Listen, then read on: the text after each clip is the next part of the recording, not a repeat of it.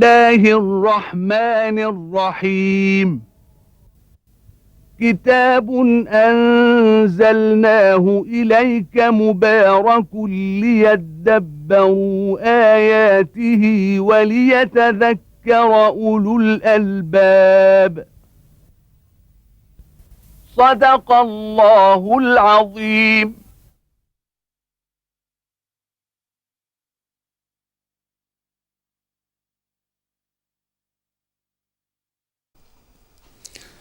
الحمد لله رب العالمين، والصلاة والسلام على عبده ورسوله الأمين سيدنا ونبينا محمد وعلى آله وأصحابه ومن اهتدى بهداه وعمل بسنته إلى يوم الدين. وبعد، فيقول الله تبارك وتعالى: بسم الله الرحمن الرحيم. يا أيها المدثر قم فأنذر وربك فكبر وثيابك فطهر والرجز فاهجر ولا تمنن تستكثر ولربك فاصبر. فإذا نقر في الناقور فذلك يومئذ يوم عسير على الكافرين غير يسير. ذرني ومن خلقت وحيدا وجعلت له مالا ممدودا وبنين شهودا ومهدت له تمهيدا ثم يطمع أن أزيد كلا إنه كان لآياتنا عنيدا. سأرهقه صعودا إنه فكر وقدر فقتل كيف قدر ثم قتل كيف قدر ثم نظر ثم عبس وبسر ثم أدبر واستكبر فقال إن هذا إلا سحر يؤثر إن هذا إلا قول البشر سأصليه سقر وما أدراك ما سقر لا تبقي ولا تذر لواحة للبشر عليها 19. سورة المدثر هي السورة التي أرسل بها النبي صلوات الله وسلامه عليه، أصبح بها رسولا. خاطب الله تبارك وتعالى رسوله في أول السورة: يا أيها المدثر، ثم أمره الله تبارك وتعالى ب6 أوامر هي يعني عماد القيام بهذا الحمل العظيم الذي يحمله النبي صلوات الله وسلامه عليه، وهي أن يكون نذيرا للعالمين ورسولا للبشر أجمعين صلوات الله وسلامه عليه. يا أيها المدثر قم فأنذر، والقيام بالأمر الاجتهاد والجد فيه. قم بأمر الرسالة ديت، فأنذر الناس، خوفهم عذاب الله تبارك وتعالى. وربك فكبر، عظمه، فإن الله تبارك وتعالى هو الكبير العظيم الذي لا أعظم منه ولا أكبر منه. وثيابك فطهر، ثياب الظاهرة، وكذلك المعنى يعني البلاغي وهو السريرة. فطهر ثيابك من كل دنس ومن كل قذر، خاصة في الصلاة فإنها لا تقبل إلا يعني بالثياب الطاهرة. وثيابك فطهر والرجز فاهجر ولا تمنن تستكثر. تمنن بعملك، والمن بالعمل هو التمدح به أو ذكره لمن تفضلت عليه وأحسنت عليه، فعلت وفعلت. ولربك فاصبر، فإن هذا الحمل وهذا العبء، عبء الرسالة، يحتاج إلى صبر، فلا صبر إلا فلا قيام بالدين وعبادة الرب تبارك وتعالى إلا بالصبر. الصبر على الطاعة، والصبر عن المعصية، والصبر على الأحداث، والصبر على الابتلاءات. ولنبلونكم بشيء من الخوف والجوع ونقص من الأموال والأنفس والثمرات وبشر الصابرين الذين إذا أصابتهم مصيبة قالوا إنا لله وإنا إليه راجعون. وقوله لربك فاصبر، أي ليكن صبرك لله تبارك وتعالى، صبرك له يعني تريد وجهه، يعني تريد وجهه سبحانه وتعالى بهذا الصبر. ولربك فاصبر. فإذا نقر في الناقور، الناقور والصور هو والقرن كما جاء في الحديث. هذا طبعا هذا أمر علمه عند الله تبارك وتعالى، وإنما هذا هو الذي أخبر سبحانه وتعالى بأن القيامة إنما تقوم بهذا، بأن ينقر في الناقور أو ينفخ في الصور. فإذا نفخ في الصور نفقة واحدة وحملت الأرض والجبال فدكتا دكة واحدة فيومئذ وقعت الواقعة وانشقت السماء فهي يومئذ واهية. فإسرافيل عليه السلام الذي ينقر في هذا الناقور أو ينفخ في هذا الصور به تقوم يوم القيامة، فذلك هذا إذان وإقامة ليوم القيامة، فذلك يومئذ يوم عسير. هذا اليوم يوم عسير. عسير لا شك أنه هذا وصف الله تبارك وتعالى بأن هذا اليوم عسير، وهو هذا طبيعة اليوم. أولا لطوله، فإنه 50,000 سنة يعني كأيام الدنيا، ثم للأهوال التي تكون فيه، فكما وصف النبي صلوات الله وسلامه عليه بعض هذه الأهوال قال يعني يقوم الناس لرب العالمين، قال يقوم الناس لرب العالمين في رشحهم إلى أنصاف آذانهم، يعني في العرق إلى أنصاف الأذن. وقال النبي صلى الله عليه وسلم تدنو الشمس من الرؤوس حتى تكون قدر ميل، فمن الناس من يأخذه العرق إلى كعبيه، ومنهم من يأخذه العرق إلى ركبتيه، ومنهم من يأخذه العرق إلى حقويه، ومنهم من يأخذه العرق إلى ثدييه، ومنهم من يلجمه العرق، ومنهم من يغط في عرقه غطيط. وأن هؤلاء الناس يمكثون ما شاء الله تبارك وتعالى أن يمكثوا، ثم يعني يأتون آدم عليه السلام يقول بعضهم لبعض ألا تروا إلى ما نحن فيه، فيلهمون بأن يذهبوا إلى من يشفع لهم عند الله تبارك وتعالى، فيأتون. وهذا الشفاعة إنما هي في آخر يعني هذا الوقت، هذا في آخر هذا اليوم، وذلك شفاعة لدخول الجنة. فيأتون آدم فيقول يا آدم أنت أبو البشر، خلقك الله بيديه وأسرد لك ملائكته وعلمك أسماء كل شيء، ألا ترى إلى ما نحن فيه؟ ألا ترى إلى ما قد بلغنا؟ ألا تشفع لنا عند الله؟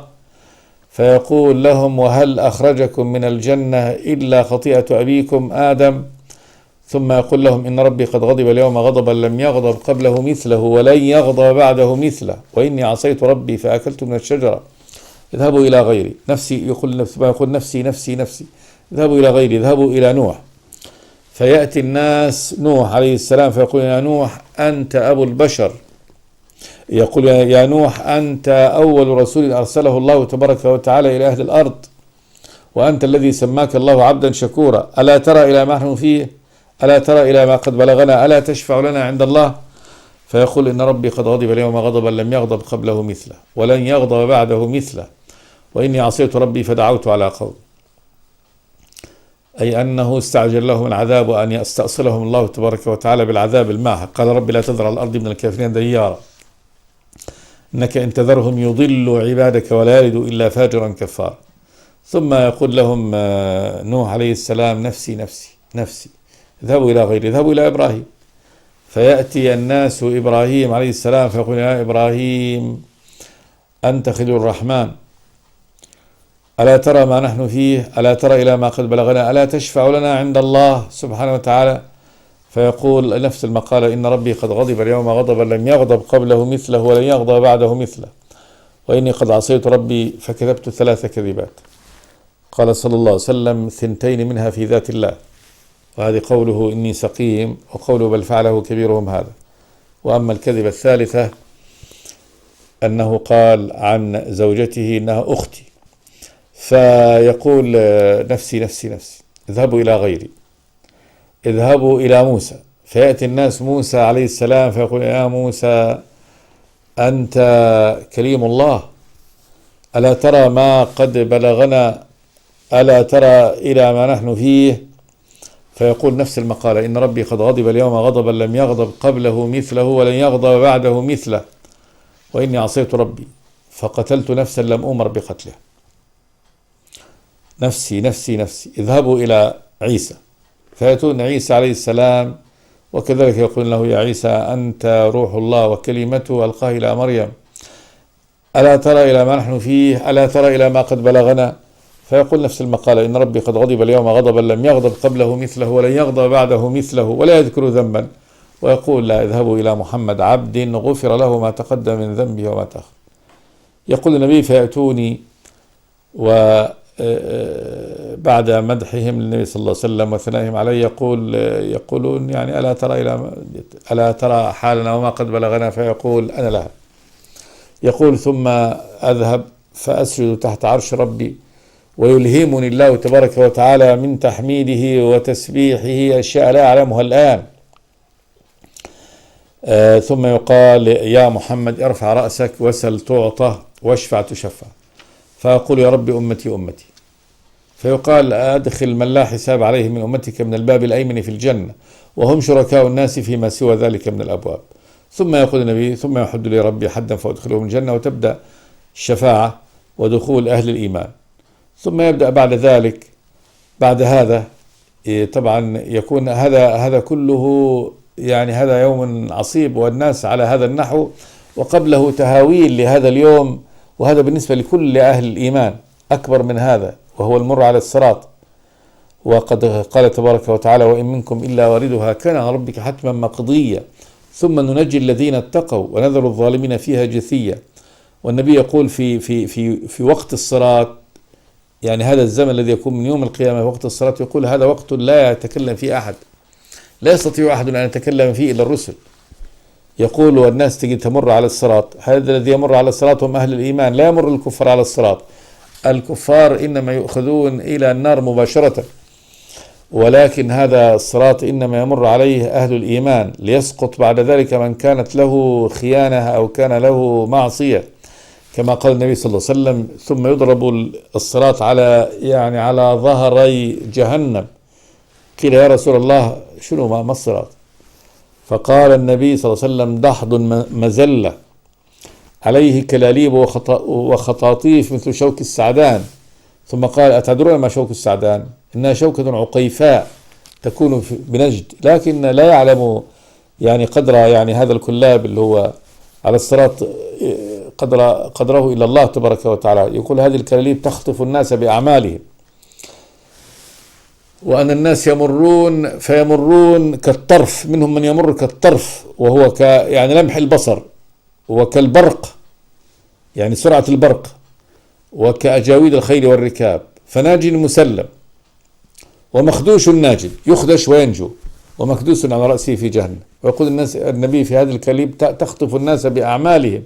ويقول عندما يضرب الصراط يقوم على جنبيه الأمانة، تقوم في جانب، ويقوم في الجانب الآخر الرحم صلة الرحم.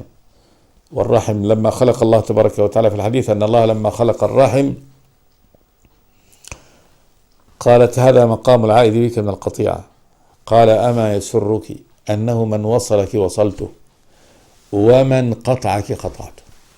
فمن قطع الرحم قطع، والقطيعة هنا قطع في النار، يقطع في النار عياذا بالله، يقطع عن الجنة. والشخص الذي يقتطع هو الذي يسير مسارا ثم يؤخذ عن مساره ويحال بينه وبين الوصول إلى غايته. فأهل الإيمان إذا كانوا في الجنة فإن هذا منهم من يقتطع، فالذي يقتطع هذا ويلقى في النار عياذا بالله من قطع رحمه قطعه الله تبارك وتعالى. والأمانة كذلك، من خان الأمانة ذهب. فهذا يوم كذلك من أيام هذا اليوم الطويل، هذا يوم طويل لكنه في داخله أيام عظيمة. ومن الأيام العظيمة هذا الوقت الذي هو وقت الصراط، وقبل هذا يعني من الأهوال العظيمة فيه ما فيه. هذا بالنسبة لأهل الإيمان. أما فهل اليوم عسير، ولذلك يقول أهل الإيمان عندما قال الله تبارك وتعالى فيهم ويطعمون الطعام على حبه مسكينا ويتيما وأسيرا إنما نطعمكم لوجه الله لا نريد منكم جزاء ولا شكورا إنا نخاف من ربنا يوما عبوسا قمطرير. فهو يوم عبوس، يوم قمطرير، وهذا على الجميع، هذا طبيعة هذا اليوم. والله تبارك وتعالى حذر عباده من هذا اليوم فقال يا أيها الناس اتقوا ربكم إن زلزلة الساعة شيء عظيم يوم ترونها تذهل كل مرضعة عما أرضعت وتضع كل ذات حمل حملها وترى الناس سكارى وما هم بسكارى ولكن عذاب الله شديد. التخويف بهذا اليوم أمر عظيم. هنا الله تبارك وتعالى أخبر بأن هذا يوم عسير. قال إذا قام هذا اليوم فهذا يوم عسير، فذلك يوم عسير. ثم قال جل وعلا على الكافرين غير يسير. فقوله على الكافرين غير يسير، وذلك أنه لا أمل لهم في نجاة، ولا هم ينتظرون يعني فرج من كربات هذا اليوم، لا، إنما سيؤخذون إلى النار عياذا بالله، وهم آيسون من رحمة الله عز وجل.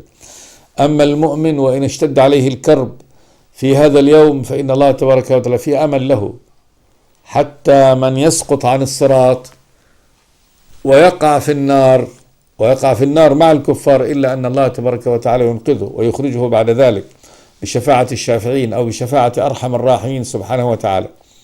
فله أمل يوم من عمره بعد ذلك في أن يصل إلى الجنة، وإن كان يقتطع أحيانا إلى مدة أو يشتد عليه الأمر.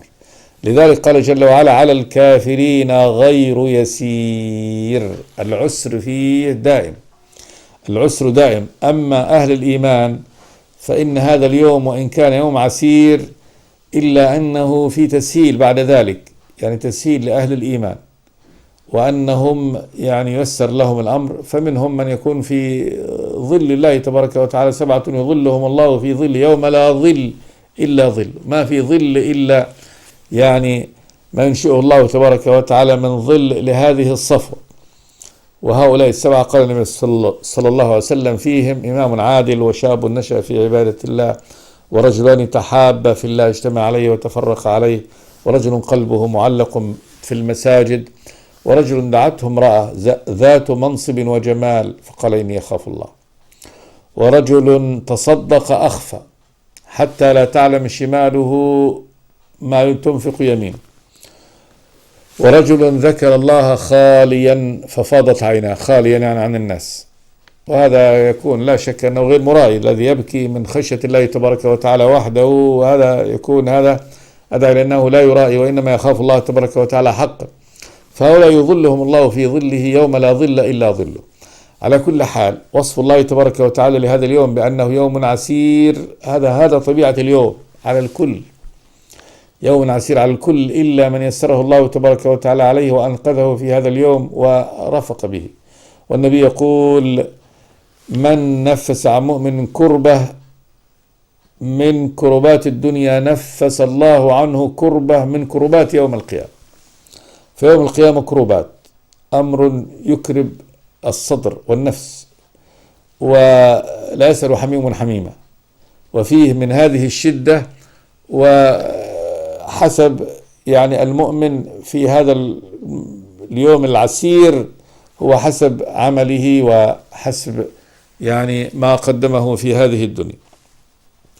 لكن الكافر لا، على الكافرين غير يسير، وذلك أن الله تبارك وتعالى قد أغلق يعني عليهم كل أبواب التي يمكن أنه يعني يأنس منها أنه سيأتيه رحمة في وقت من الأوقات، فهو آيس من رحمة الله مطلقا.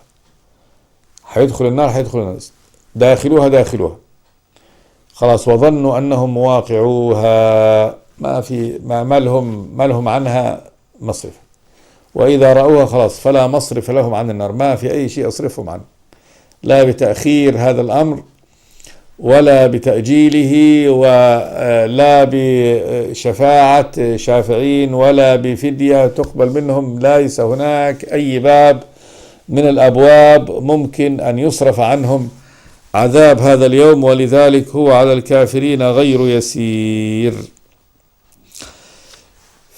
فهذه النذارة، هذه الله تبارك وتعالى أرسل رسوله لينذر الناس هذا اليوم. يا أيها المدثر قم فأنذر، أنذرهم هذا اليوم، وربك فكبر وثيابك فطاهر والرجز فاهجر ولا تمنن تستكثر ولربك فاصبر فإذا نقر في الناقور فذلك يومئذ يوم عسير. على الكافرين غير يسير. أنذر الناس هذا اليوم الذي هذه صفته. ثم قال جل وعلا ذرني ومن خلقت وحيد. هنا يذكر الله تبارك وتعالى يعني مجرم من أكبر المجرمين المستهزئين الذين حاربوا النبي صلى الله عليه وسلم وصدوا الناس عن الحق، وهو الوليد ابن المغيرة. والله يوجه رسوله هنا: اترك هذا، اترك عقوبته إلي. فهذا الذي يعني عاند آيات الله تبارك وتعالى، وقف يعني بكفره يعاند الله ويعاند آياته ويصد الناس عن دين الله تبارك وتعالى، هذه صورة من صور العذاب التي يعني ادخرها الله تبارك وتعالى له. قال جل وعلا: ذرني اتركني ومن خلقت وحيدا. يذكر الله تبارك وتعالى لهذا الإنسان الذي يعني العدو لله تبارك وتعالى كيف كانت نعمة الله له، فقد خلقه الله تبارك وتعالى وحيدا، حال كونه وحيد في بطن أمه فرد. وجعلت له مالا ممدودا. جعلت صير الله تبارك وتعالى له مال ممدود، مال في مكة، مال في الطائف، مال ممدود في التجارة يأتي يديد، أي أنه واسع متصل. وبنين شهودا، أن الله تبارك وتعالى رزقه بنين، البنين الذكور، شهودا يعني أنهم يعني حاضرون عنده غير مشتتين في جنبات الأرض مسافرين، فإنه قد يكون للشخص أولاد ولكنهم بعيدون عنه، يضربون بعيدا عنه، فيصبح يعني وجودهم أحيانا يعني كلا وجود. أما هذا لا، أولاد وذكور وهم يعني يحتفون به وشاهدون قائمون معه في المقام الذي هو فيه. وبنين شهودا. ومهدت له تمهيدا. مهدت له تمهيدا. تمهيد الشيء هو يعني تسويته، يعني أنه من كل ما يريد كل أموره ممهدة. مهدت له تمهيدا في هذه الدنيا: المال الوفير، البنين، الزوجات، الحياة المترفة، كل ما هو يعني مطلوب في هذه الدنيا كأنه موجود وممهد. فأغدق الله تبارك وتعالى عليه هذه يعني النعم إغداق. ثم يطمع أن أزيد، وذلك أنه هذا كان يعني يرى أن ما أعطاه الله تبارك وتعالى هذا إلا لكرامته، ولذلك كان يقول: لو أن محمد صادق، لو كان محمد صادقا فيما يقول وأن هناك يعني جنة فأنا أولى الناس بها. هو يرى نفسه أنه أولى الناس بها، أن الله تبارك وتعالى قد أعطاه في هذه الدنيا هذا العطاء، فهذا عنده دليل على كرامته على الله تبارك وتعالى وأنه جد. فطبعا هو مكذب بيوم القيامة، لكن يقول: لو فرض أنه يوجد هذا اليوم فأنا سأكون أوفر الناس حظا بهذا. قال جل وعلا: كلا إنه كان لآياتنا عنيدا. يعني سواء كان يريد هنا الزيادة في هذه الدنيا ثم يطمع أن أزيد، أو يطمع بالزيادة بأن يعني إذا لو فرض على فرض يعني جاء يوم القيامة فإنه يعني سيزاد كذلك من يعني النعم كما أعطي في الدنيا. قال جل وعلا: كلا، اضراب لتمني هذا. إنه يعني هذا الفاجر الكافر كان لآياتنا عنيدا، كان لآيات الله، لآياتنا آيات الله عز وجل عنيد. العنيد يعني العدو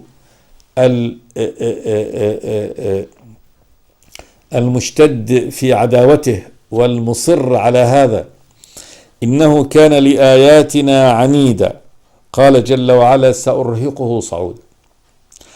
هذا وعيد من الله تبارك وتعالى. ما هو الذي يتوعد؟ هو الله رب السماوات والأرض سبحانه وتعالى، رب العرش العظيم. قال: سأرهقه صعودا. الإرهاق هو شدة التعب. سأرهقه صعودا، قيل سأرهقه صعودا في النار، في أنه يدخل النار ويكون في أسفلها فيصعد على جبل في النار، إذا وضع يده عليه تذوب، فإذا رفعها ترجع، وهكذا على هذا الحال. فإذا وصل إلى أعلاه أعيد إلى أسفله يعني مرة ثانية سأرهقه صعودا، وقيل سأرهقه صعودا في الكفر، فيكون هذه عقوبة له من الله تبارك وتعالى أنه يبقى في كفره صاعدا دائما فيه، من باب قول الله تبارك وتعالى قل من كان في الضلالة فليمدد له الرحمن مد، فيمده الله تبارك وتعالى في هذا الكفر، وهذا يكون يعني عقوبة شديدة، أنه يقفل عليه يعني باب التوبة، ويظل يعني بهذا الكفر مرهقا به صاعدا فيه. ثم يعني بين الله تبارك وتعالى سبب وعلة يعني الوعيد الشديد له بهذا، فقال إنه فكر وقدر. إنه يعني هذا الفاجر الكافر فكر وقدر في الأمر، فقتل كيف قدر، ثم قتل كيف قدر، ثم نظر. قيل إن قريش رجعوا إليه وقالوا له إن يعني الناس سيأتوا في الموسم، ولا بد أن نتفق على أمر واحد في شأن النبي صلى الله عليه وسلم حتى لا تختلف كلمتهم، ويقول الناس عندما يسأل الناس ما شأن هذا يعني الذي يقول هذه المقالة ويذكر أنه أصبح نبي يأتيه الخبر السماء دي. فإذا قالوا كلام مختلف فالعرب تتفرق عنهم، أنهم خلاص يسقط كلامهم، فأرادوا أن يجمعوا أمرهم على كلمة واحدة، وصف واحد يصف به الرسول وينفر الناس عنه، فقالوا نقول إنه شاعر.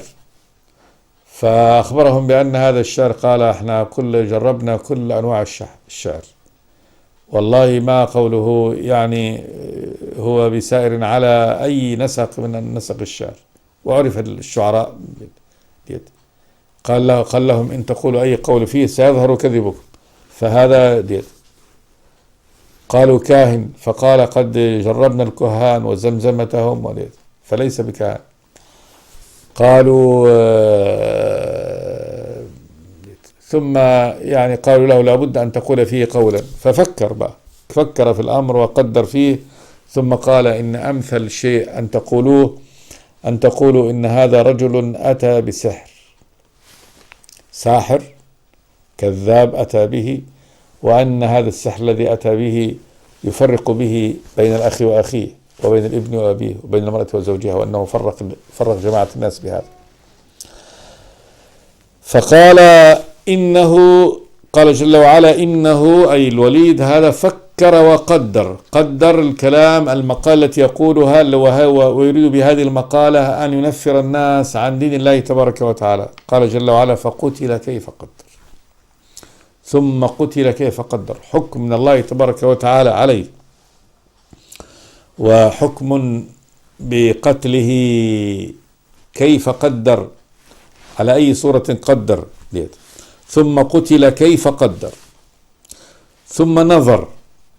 هنا يعني يصور الله تبارك وتعالى حاله في يعني كد نفسه وبحثه في الطريقة التي يقول فيها في القرآن. ثم نظر يعني بفكره، ثم عبس وبسر يعني قطب جبينه. العبوس هو غير الإشراقة والسرور، وإنما عبس يعني كناية عن إعمال الفكر والنظر في الأمر، وأنه يحمل هم لأمر. وبسر يعني بوجهه. ثم أدبر واستكبر، أدبر عن الحق واستكبر عنه، فقال عن القرآن إن هذا إلا سحر يؤثر، إن هذا إلا قول البشر، سأصليه سقر.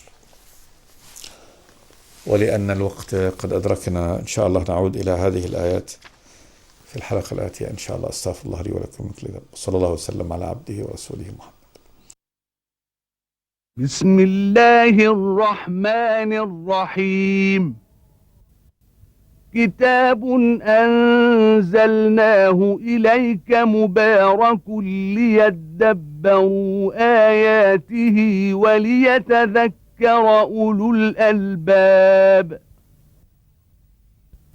صدق الله العظيم.